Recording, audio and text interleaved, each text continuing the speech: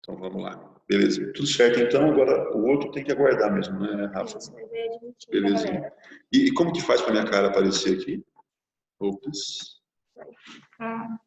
Passo ali, aqueles dois, isso. Aqui. Aí clica em você. Certo, tudo bem. Muito bem. Pessoal, tudo bem? Bom dia, bom dia. Estão me ouvindo aí? Bom dia, sim. Ah, sim, que legal. Então vamos lá. Espero que estejam bem nas vossas quarentenas e a gente aqui vai tentando tocar o barco e torcer para isso acabar rápido, mas pelo que vejo, o negócio está durando muito. Mas vamos lá. Meninos, deixa eu ver aqui, sala de espera, admitir todos. Tudo bem. Vamos lá então, posso? Pode. Então vamos lá. Meninos, está aqui, Geografia, apostila 1, módulos 11, 12 e 13, Urbanização, são os mesmos módulos da semana passada. Lembra que a semana passada... Gente, eu acho que está com uma interferência no som. Não sei se é porque tem microfones abertos, alguma coisa assim. Agora saiu, parou. Bom, vamos lá. Então, vamos lá. Então, Geografia, apostila 1, módulos 11, 12 e 13, são os mesmos módulos da semana passada, viu? Então, continuamos no tema urbanização, vamos ver o que mais que esse tema tem de importante. Lembra que a semana passada a gente já falou sobre classificação das cidades, lembra que podiam ser classificadas quanto à origem, planejadas ou espontâneas. Nhandeara, por exemplo, é espontânea, São Paulo é espontânea, e lembra das planejadas? Cidades como Brasília, Belo Horizonte, Aracaju, Teresina, Ilha Solteira, pertinho da gente, Maringá, no norte do Paraná, tudo cidade planejada. Então é bem mais do que apenas Brasília, tudo bem? Muito bem, aí que mais que a gente fez também? A gente classificou pela origem, classificou pela localização geográfica, classificou pelo sítio urbano e classificou pela função. E depois demos uma olhadinha, já que é a nossa capital, em algumas imagens sobre Brasília, tudo bem? Então a gente continua agora com o tema urbanização, então vamos aí para a nossa aula em si. Lembrando que eu mandei, né, esse arquivo que a gente vai estar vendo agora para vocês, está lá no grupo da sala, então quem quiser tê-lo, quem quiser acompanhar por lá também, fiquem à vontade. De qualquer forma, está aí. Bom, quem depois tiver alguma dúvida, quiser recorrer àquelas imagens, enfim, está lá no arquivo da sala, isso aí que a gente vai usar agora. Meninos, primeiro, urbanização. O que é a urbanização? Acho que eu meio que comentei na semana passada. Você pode ter a população aumentando de uma maneira geral. Pode ter a população aumentando tanto no campo quanto na zona urbana. Quando o aumento da população da zona urbana é mais expressivo do que o aumento da população rural, aí sim a gente fala de uma urbanização. Então, o que aconteceria nesse lugar? Cada vez mais aumentaria a proporção de gente que mora na cidade. Isso que é urbanização. Então, está diminuindo a proporção de pessoas que vêm do campo, tudo bem? Então, aqui está conceituando o que é o chamado fenômeno urbano. E aqui, moçada, tem um gráfico interessante. Por que eu falo que ele é interessante? Pelo seguinte, olha do que ele trata. População rural e urbana no mundo, de 1950 a 2050. E vejam, moçada, que até um certo tempo, e não tanto tempo atrás, a maioria da população ela era rural. A pergunta é, de acordo com esse gráfico, quando é que a população do mundo passou a ser majoritariamente urbana? Vejam que a linha da população urbana é a linha contínua e a descontínua é a população rural. Quando é que a população urbana se torna majoritária? Olha aí, mais ou menos perto do ano de 2010. Tem gente que fala, nossa, mas já não deveria ser há mais tempo atrás? Não. E por que não? Porque um monte de país mundo afora ainda é majoritariamente rural. Você pega os países africanos, a maioria deles continua tendo população predominante na zona rural. Você pega a China, tem metade na zona urbana, metade na zona rural. Você pega a Índia, o segundo país mais populoso do mundo, a maioria continua vivendo no campo. Tudo bem? Então, é basicamente isso que esse gráfico mostra, que o mundo se tornou majoritariamente urbano praticamente ontem, há pouquíssimo tempo atrás. No Brasil, isso é diferente. Dá uma olhadinha no Brasil. Taxa de urbanização brasileira. O vermelho é a população rural, o azul é a população urbana. Então, veja que nesses dados aí, qual é o ano em que o Brasil se tornou majoritariamente urbano? Ó, o dado de 1970 mostra 56% de população urbana. Então, e o de 1960 mostra 45%. Então, a gente fala que entre 1960 e 1970, o Brasil se tornou majoritariamente urbano. Olha o último dado, o dado de 2010, 84% dos brasileiros vivendo na zona urbana. Então, ao contrário do mundo, que só muito recentemente se tornou majoritariamente urbano, o Brasil já é majoritariamente urbano desde os anos 60, viu? E hoje, 84%. Na verdade, hoje em termos, né? Porque esse dado é de 2010. Por que 2010? Porque foi o último censo que teve no Brasil. Lembrando que o próximo censo seria de 2020, ou seja, esse ano que nós estamos. Esse ano, impossível, né? Botar funcionários de IBGE para ir de casa em casa, perguntar para as pessoas como é que elas estão. Então, isso está fora de questão no ano de 2020. Então, passará para o ano de 2021 a contagem da população brasileira, tudo bem? O que ela vai mostrar? Que já não é mais 84%, deve ser alguma coisa próxima de 90% dos habitantes vivendo nas cidades, aqui no Brasil. Muito bem, olha aqui os dados do Brasil por região. Então, vamos pegar a última coluna, que é o ano de 2010, o dado do censo de 2010. Muito bem. O que nós temos aí? Qual é a região mais urbanizada do Brasil? Dá uma passadinha de olhos rapidinho, pela última coluna. É a região sudeste. E a região menos urbanizada do Brasil é a região nordeste. Então, veja que no Nordeste você tem 73,13% da população vivendo na zona urbana. Então, mesmo a região menos urbanizada do Brasil é também majoritariamente urbana. Tudo bem? Então, o Brasil inteiro, em todos os espaços regionais, já tem população urbana superando a população rural. Quando você pega os dados por unidade da federação, também, todas as unidades da federação já tem mais da metade da população vivendo nas cidades. Portanto, somos sim um país extremamente urbano. Aliás, o lugar mais urbanizado do mundo é a América do Sul. Ó, que estranho, né? Muita gente pensa na Europa, nos Estados Unidos, e não. A América do Sul é que é o lugar mais urbanizado do mundo, incluindo o Brasil. Aqui tem alguns conceitos, moçada. Nesses conceitos está falando do que é uma cidade. E acho que eu comentei na semana passada. Quando é que deixa de ser vila e passa a ser uma cidade? É uma questão de tamanho, é uma questão de população, é uma questão de arrecadação de impostos? Não, é um critério político. Ou seja, o lugar ele tem que ter prefeitura. Então, tendo prefeitura, é considerado uma cidade. Não tendo prefeitura ainda, é considerado uma vila. Pega o caso de Iandeara. Tem Iandeara aqui, tem Ideolândia, né? Ideolândia não tem prefeitura. O que pode haver é uma subprefeitura. Por quê? Vamos pensar. Se todo cidadão idaiholandense tiver que procurar... Pausa, não estou morrendo. Ai, que chato isso. Se todo cidadão idaiholandense que recorre à prefeitura tem que vir para Iandeara, Iandeara poderia facilitar a vida deles colocando meio que uma filial dela lá em Ideolândia, mas mesmo tendo uma subprefeitura em Ideolândia, não teria prefeito lá, tudo bem? Prefeitos e vereadores estão em Iandeara, ou na prefeitura o prefeito, ou na Câmara dos Vereadores os vereadores. Portanto, mesmo que tenha uma subprefeitura, isso não é considerado uma cidade, é uma vila.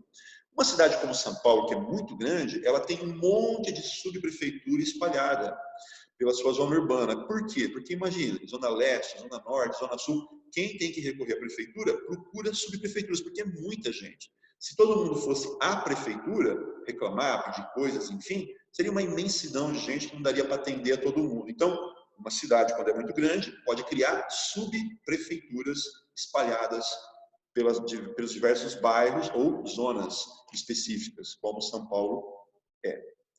Então tá, vamos lá, moçada. O que esse texto está falando? Tu não vai ler ele, mas tem dois conceitos importantes ali.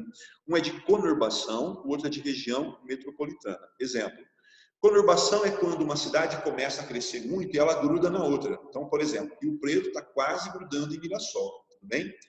Perguntaria a vocês, se Rio Preto se juntar a Mirassol, fisicamente, né, passa a ser uma única cidade? A resposta é, só passaria a ser uma única cidade se passasse a ter uma única prefeitura. Vai acontecer isso entre Rio Preto e Mirassol? Não vai. Rio Preto continua com sua prefeitura, Mirassol com a dela. Então, são duas cidades diferentes, não é porque elas se juntaram fisicamente que passa a ser uma única cidade. O que acontece é que o nome que a gente dá para isso, ou seja, cidades que se uniram fisicamente, é conurbação. Mas, de novo, não passa a ser uma única cidade. Pensa na grande São Paulo. São Paulo está conurbada com Diadema, com Guarulhos, com Osasco, com Santo André, São Caetano do Sul, São Bernardo do Campo. São dezenas de cidades conurbadas e cada uma continua sendo uma mesma cidade. Quando a conurbação cresce muito, a gente cria uma região metropolitana. Se bem que tem região metropolitana que não é tão conurbada assim. O que é uma região metropolitana? Pensa, Rio Preto vai construir uma linha de esgoto, um encanamento, né, para levar o esgoto de um bairro para uma estação de tratamento. Digamos que Rio Preto começa a construir essa rede de saneamento e ela é construída até chegar nas últimas casas de Rio Preto. Por quê? Porque a partir de um certo limite começaria as casas de Mirassol. Aí Rio Preto fala, então eu paro de construir esse encanamento e deixo o esgoto jogando em Mirassol? Não faz sentido. O que a gente pensa? Só vai dar para construir uma rede de esgoto coerente quando as duas prefeituras, de Mirassol e de Rio Preto, trabalharem conjuntamente, já que a rede de esgoto naquele espaço, ela atravessa um município e vai até o outro. Então, quando os municípios começam a ter que planejar algumas infraestruturas conjuntamente, é quando se dá a criação da chamada região metropolitana. Pausa. Bom, então a região metropolitana, ela é assim, ela representa um espaço que contém várias cidades, vários municípios, que estão planejando conjuntamente suas infraestruturas, e não só saneamento básico, né?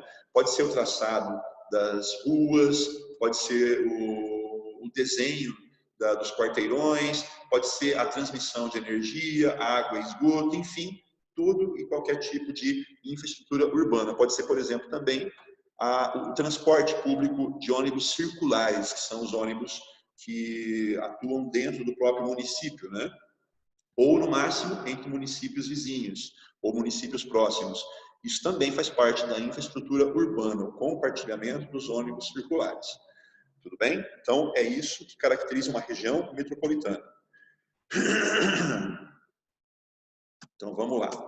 Meninos, olha aqui nossas maiores metrópoles brasileiras. Claro, São Paulo em primeiro lugar.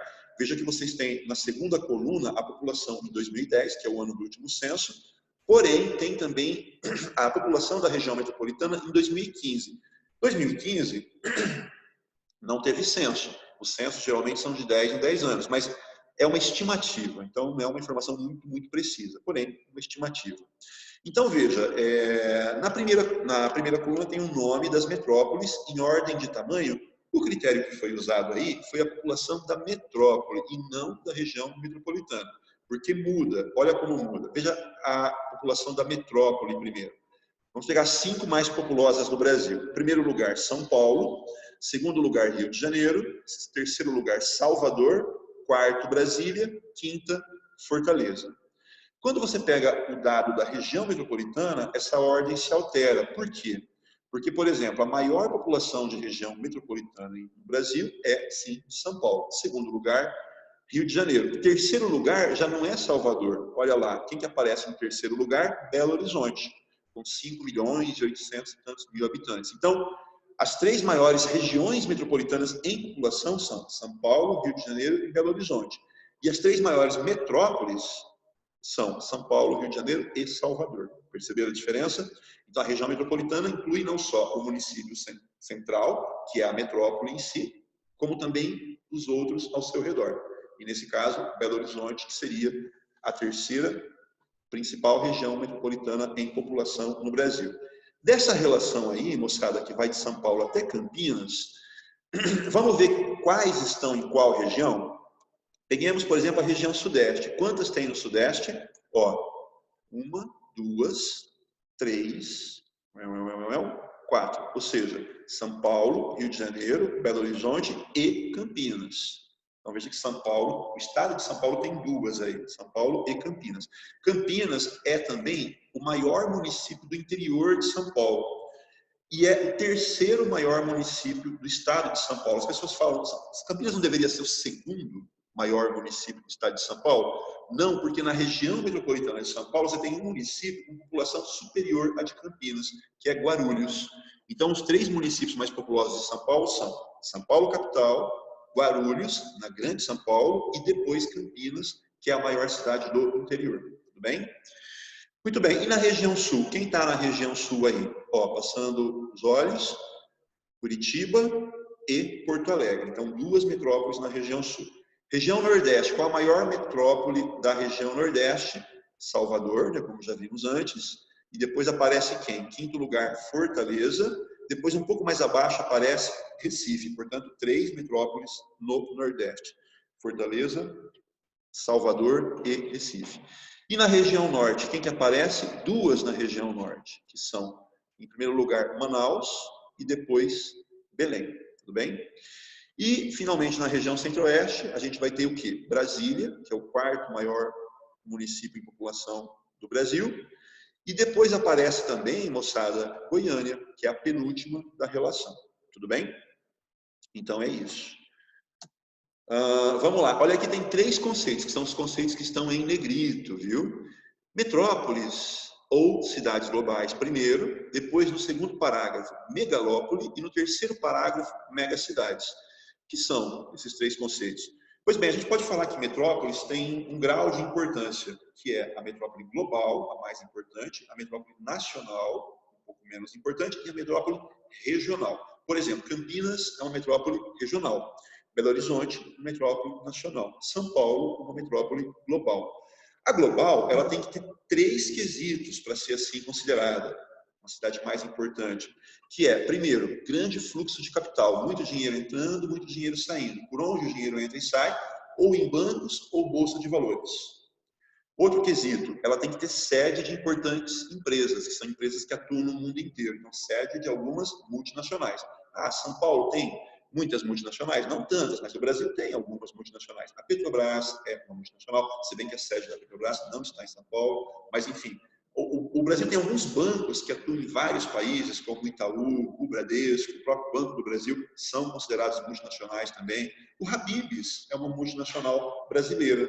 A Vale é outra multinacional brasileira. A Embraer. Lembra que a Embraer estava sendo comprada, né, pela Boeing? Parece que esse negócio está sendo desfeito agora. Vamos ver qual vai ser o fim dessa história. Mas, sim, o Brasil tem, portanto, algumas multinacionais. E algumas delas têm sede em São Paulo. O que mais também? Uma multinacional é uma cidade conectada ao mundo, onde se produz muita tecnologia, portanto, ela tem que ter tecnopolos. E onde se produz tecnologias? Em geral, em laboratórios, grandes laboratórios ou grandes universidades que fazem pesquisa, né?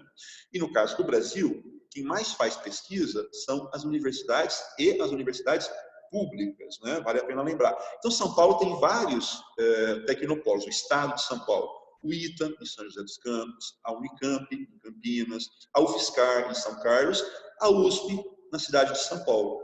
Claro que não basta ter um tecnopolo para ser uma metrópole ou cidade global. Por exemplo, São José dos Campos tem o ITA, mas não é uma metrópole global porque faltam os outros quesitos, né? Falta ter um centro financeiro importante. São José dos Campos não é isso, né? Então, no Brasil, a gente classifica São Paulo e um ou outro autor classifica também o Rio de Janeiro, mas mais importante, com certeza, São Paulo. Olha o conceito de baixo, do segundo parágrafo, megalópole, que é o quê? Quando metrópoles começam a crescer tanto que elas começam a se conurbar entre si. É o caso, por exemplo, lá dos Estados Unidos, de Boston a Washington, vocês viram no ano passado, passando por Nova York, Filadélfia, Baltimore, são várias metrópoles conurbadas. Então, isso é uma megalópole. O Brasil tem alguma megalópole? Tem uma megalópole em formação, que seria essa que inclui São Paulo, região metropolitana de Campinas e indo, quem sabe um dia até, a região metropolitana do Rio de Janeiro. Então, de repente, você pode ter uma conurbação entre todas elas. Então, a gente fala que no Brasil tem uma megalópole em formação. E olha o último conceito, megacidades. Megacidades são cidades com mais de 10 milhões de habitantes. E você pode considerar a população da região metropolitana, quando falar de megacidades. Então, São Paulo, ela é uma metrópole ou cidade global, ela é uma megacidade e ela é uma megalópole em formação. Agora, vale a pena lembrar, as cidades globais não são necessariamente cidades muito grandes. Zurique, na Suíça, é considerada global, só que ela não é uma cidade grande, é uma cidade de médio porte. Só que ela tem esses quesitos, esses 3 quesitos aí. Ela é sede de multinacionais, ela é um centro financeiro e ela tem tecnopolos. Então, automaticamente, é uma cidade global. A maior parte das cidades globais, mundo afora, estão em países ricos. Já a maior parte das megacidades estão em países pobres. Vamos ver os próximos mapas. Ó, esse mapa mostra a distribuição das cidades globais. Veja que na Europa tem bastante. Olha aqui embaixo, eles deram um zoom na Europa, já que tem muitas mesmo, não é? E veja que na América do Sul não tem tantas, tem 4, no caso, segundo esse autor, o autor desse mapa. Como eu disse, é um autor que considera o Rio de Janeiro também. Mas nesse autor, ele considerou apenas São Paulo, Caracas, Buenos Aires e Santiago. E veja que pela legenda mais abaixo, tem 3 categorias, cidades globais, alfa, beta e gama. São Paulo seria beta e as outras 3 da América do Sul seriam gama. Tudo bem? Então, São Paulo seria a mais importante cidade global da América do Sul. Veja que na África, coitadinha, só tem uma, que é Joanesburgo, lá na África do Sul, e ela é categorizada como gama. Tudo bem? Então, a maior parte das metrópoles globais ou estão na América do Norte ou estão na Europa. E veja que na Ásia, você tem, na porção leste da Ásia, também várias. Mas principalmente Europa e América do Norte. Enfim, vamos lá. Meninos, megacidades, essas já estão espalhadas pelo mundo. Veja que na Ásia, China e Índia tem um monte delas. Veja que o Brasil tem 2, São Paulo e Rio de Janeiro. Veja que a África tem várias, tem Cairo no Egito, tem Lagos na Nigéria, entre outras. E por aí vai. A Europa não tem tantas, né? E a América do Norte tem o quê? Os Estados Unidos, por exemplo, tem 2, Nova York e Los Angeles. Então, você vê, os Estados Unidos têm um monte de cidade global, mas não tem tantas megacidades. As megacidades estão em países pobres, principalmente pelo seguinte, lembra que 2 fatores provocam urbanização.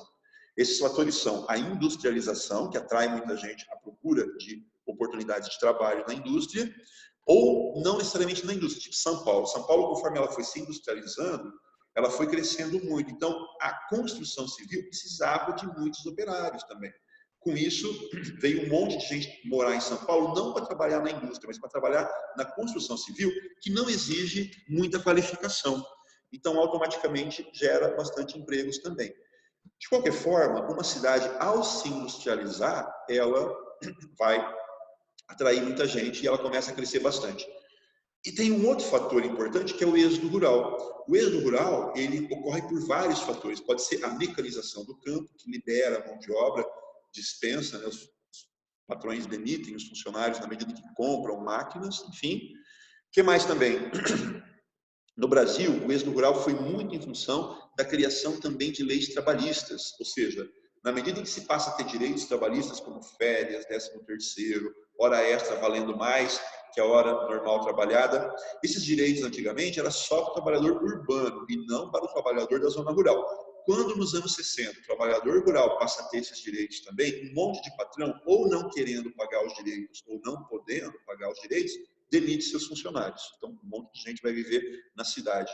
E na zona rural, às vezes, tem condições horríveis de vida e muita gente vai embora para a cidade à procura de melhorias. Então, todos esses são fatores que provocam êxodo rural. Então, a cidade cresce a partir do êxodo rural ou da industrialização, principalmente, né? O que acontece nos países pobres? São países muito desiguais. Quando uma cidade começa a se industrializar, começa a receber um monte de gente muito além da capacidade que a cidade teria de gerar emprego para todo mundo. Então, em países pobres, as cidades incharam demais por conta do desespero que essas pessoas têm para tentar melhorar de vida, né? Então, num país de grandes contrastes socioeconômicos, o crescimento da cidade tende a ser muito, muito acelerado, formando cidades gigantescas que não conseguem absorver tanta gente. Daí surgirão problemas gigantescos também, como veremos depois. Então, nos países mais pobres, é que essas cidades cresceram tanto e continuam a crescer, porque se industrializaram bem depois dos países ricos e atraíram muita gente paupérrima à procura de melhores condições de vida. Então, está aí a causa do crescimento em países e de cidades grandes, megacidades em países pobres. Dá uma olhadinha aqui nessa relação, que ela é muito interessante. Ela traz as cidades mais populosas do mundo em 3 momentos: 1900, 2001 e 2015. Vamos dar uma olhadinha na relação de 1900, do lado esquerdo da tabela. Quais eram as maiores cidades do mundo? Londres, Nova York, Paris, Berlim, Chicago, Viena, Tóquio, Wuhan, Filadélfia e São Petersburgo. A maioria delas está onde? Na Europa ou nos Estados Unidos, que apareceu aí com Nova York, Chicago e Filadélfia. E quem que está em país pobre, né, ou considerado emergente? Apenas Wuhan, na China. Basicamente uma, fora do norte rico, que a gente costuma falar. Vamos para 2015, que é a última coluna, as 2 últimas colunas. Olha como mudou. Tóquio é situado em país rico, Mumbai é na Índia, país pobre, Lagos na Nigéria, país pobre, São Paulo, Brasil, país pobre, Karachi, Paquistão, país pobre, Dhaka, Bangladesh, país pobre, Cidade do México, Xangai, país emergente, mas pobre, de qualquer forma, emergente é eufemismo apenas, né? Nova York, país rico, Estados Unidos, e Calcutá, Índia, país pobre. Então, só 2 estão em países ricos. Por quê? Porque de 1900 para 2015, diminuiu o crescimento, tanto das cidades quanto da própria população em países ricos, e acelerou o crescimento das cidades e da população em países pobres. Com isso, inchou de gente nessas metrópoles, muitos deles desesperados à procura de melhores condições de vida. Tudo bem? Por isso que em país pobre hoje predomina as megacidades. Bom, aqui a gente tem um mapa do Brasil. A gente tem, olha, a legenda do mapa fala de hierarquia urbana. Está indo da cidade mais importante para a cidade menos importante. Aí pega o esqueminha à esquerda. Então, o que a gente tem? Uma metrópole global que está conectada a várias outras cidades que podem ser numa hierarquia, da mais importante para menos importante. Então, a metrópole global é mais importante, depois aparece metrópole nacional, metrópole regional, centro regional, cidade local e vila. Então, é uma hierarquia urbana, da mais importante para menos importante. Nhandeara é quase que a menos importante de todas, mas veja que eles colocariam a vila como menos importante ainda do que uma cidade pequena como Nhandeara, né? Enfim, está aí, e o mapa mostra a distribuição dessas metrópoles e dessas cidades e centros regionais Brasil afora, tudo bem? Então vamos lá. Próximo esquema aqui, moçada, mostra os terríveis problemas de uma cidade que cresceu bastante. E quando uma cidade cresce muito, a gente chama isso de macrocefalia urbana ou macroencefalia urbana. Quando ela recebe mais gente do que ela comporta, automaticamente gerará, dá uma olhada nos tracinhos logo abaixo, déficit habitacional, favelas e cortiços. Qual é a diferença da favela e do cortiço? É fácil. O cortiço, ele é um prédio degradado que mora um monte de gente ali, tudo bem? Então, o cortiço é meio que uma favela vertical, digamos assim. Já a favela, muita gente pensa assim, a favela é um lugar que as construções são improvisadas, foram feitas com materiais alternativos, tem problemas de saneamento básico, mas a essência da favela é outra. A favela é um lugar em que quem ali vive ocupa irregularmente o terreno. Esta que é a essência da favela. Poderia ser até uma casa maravilhosa, mas se você está num terreno que não te pertence e você mora numa casa que você não paga aluguel para ninguém para viver ali, isso é uma ocupação irregular. Então, isso é a favela. A favela é a ocupação irregular do terreno, independentemente da qualidade da moradia. Agora, claro, se você não tem dinheiro para comprar o terreno, então, evidentemente que a construção não vai ser uma construção digna, vai ser uma construção terrível. Então, a favela, essencialmente, é a ocupação irregular do terreno. E o cortiço é meio que uma favela vertical, né? Na verdade, é um prédio degradado. Olha o que vem na sequência, déficit de transportes. Como é que se resolve esse monte de carro que não cabe na cidade? Criando regras para dificultar ou para desincentivar as pessoas a irem para as ruas. Que regras seriam essas? Rodízio pelo número final da placa do carro. São Paulo faz isso, como é muita gente, muito carro, eles restringem, né? Então, a depender do final da sua placa, um dia da semana você não pode circular com o seu carro, tudo bem? Basicamente isso. O que mais? Pedágio urbano. Imagina um pedágio numa avenida. Vai diminuir as pessoas que vão querer andar de carro e vai aumentar a quantidade de pessoas que andam de ônibus e metrô, caso haja metrô nessa cidade, não é?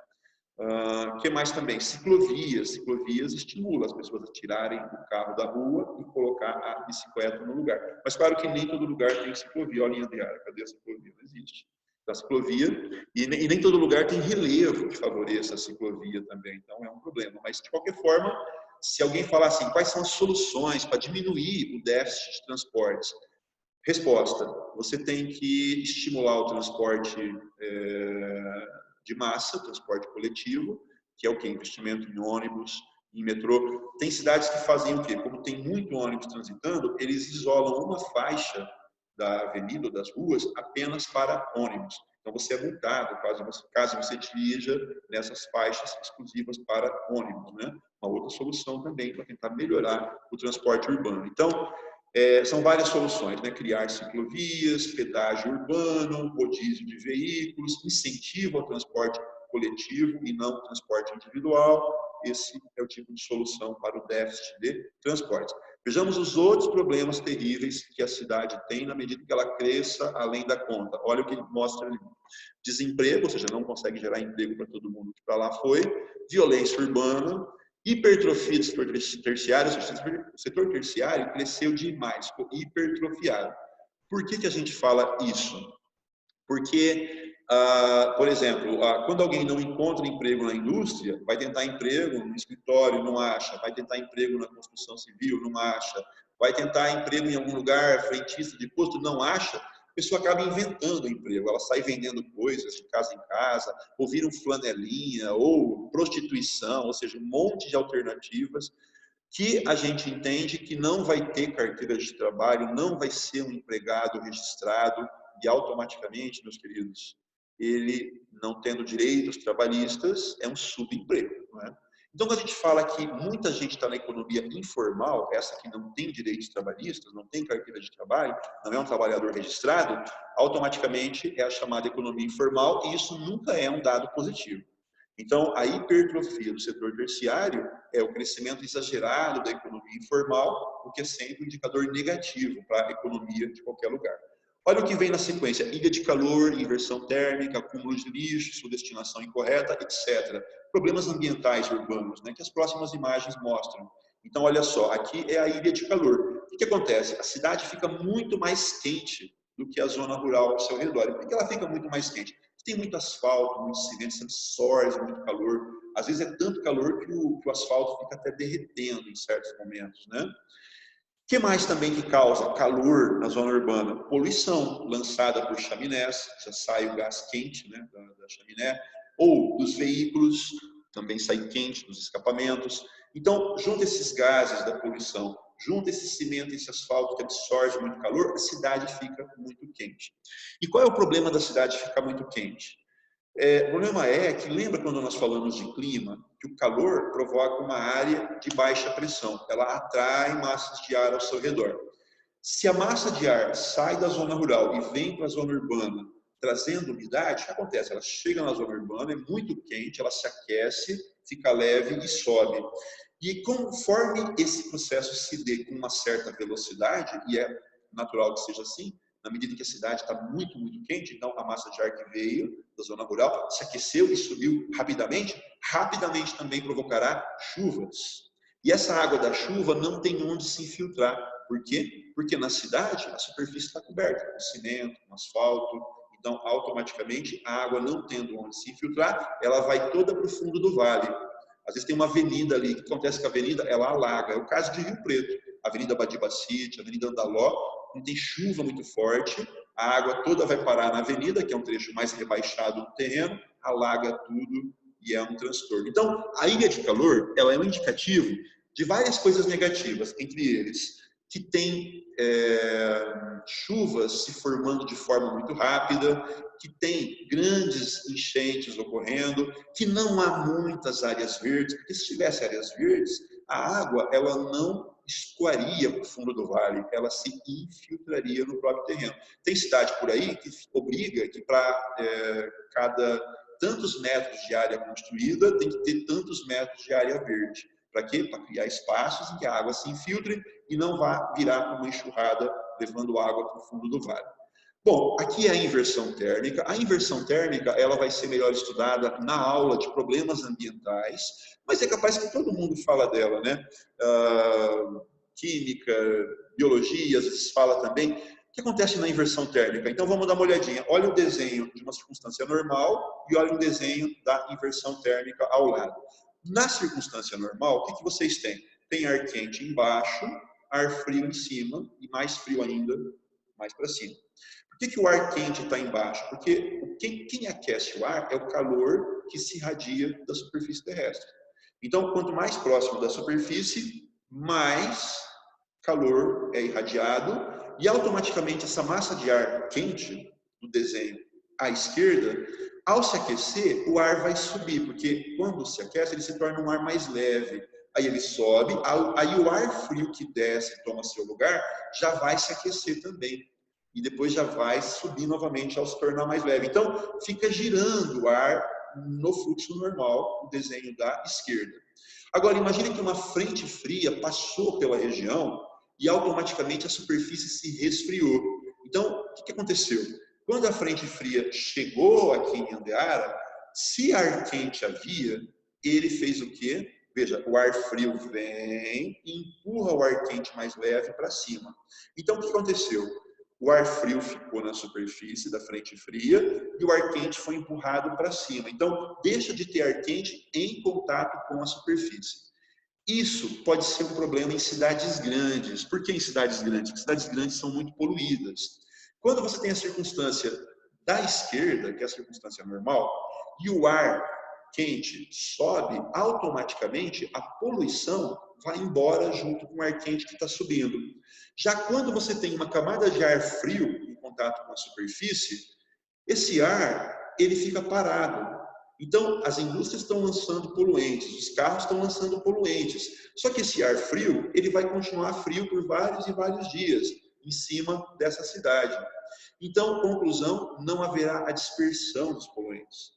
E quem tem problemas respiratórios, conforme a população aumenta, vai sofrer horrores, vai tossir o dia inteiro em função disso. Então, essa é a inversão térmica. Meninos, para encerrar a aula, a última imagem fala de uma tentativa de solucionar os problemas urbanos.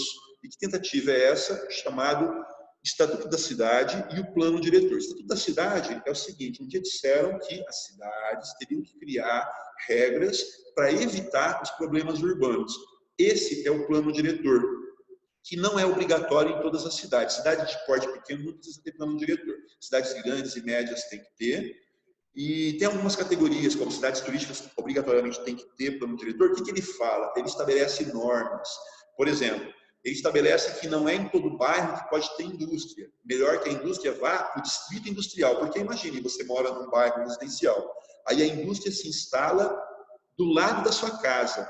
Vai virar um caos a sua rua. A hora que de manhã o pessoal vem trabalhar, é muita gente chegando, muito carro chegando. A hora que o pessoal volta para casa no final do dia, congestiona a rua.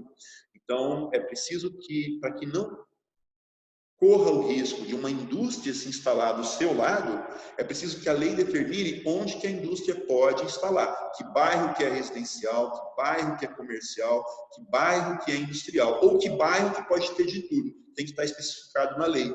Imagine que tem um aeroporto no seu bairro. A lei tem que determinar qual a altura máxima das construções para não atrapalhar esses pousos e decolagens, tudo bem? Então, tudo isso tem que ficar determinado no chamado Plano Diretor, que foi criado pelo Estatuto da Cidade. É uma maneira de tentar resolver os problemas urbanos. Pode estar falando no Plano Diretor que a cidade vai ter que ter ciclovias ao longo das suas avenidas. Para quê? Para tentar tirar os carros da rua e botar as pessoas para circular nas ciclovias. Então é isso. Gente, acabamos aqui a aula. Isso encerra também o tema urbanização e encerra a apostila 1. Quando verem exercícios e tiverem alguma dúvida sobre eles, mandem no meu WhatsApp, que vocês encontram aí no próprio grupo, eventuais dúvidas, tá? Então, encerramos a chamada apostila 1 com essas informações. Gente, um abração, um beijão para vocês. até a semana que vem, nesse mesmo dia, às 9h30 da manhã. Tudo de bom, meus queridos. Valeu. Tchau, tchau.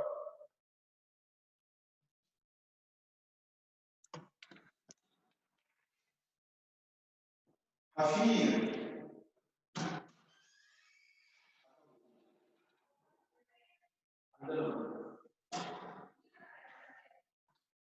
Nada, eu estou esperando para ver como é que faz isso.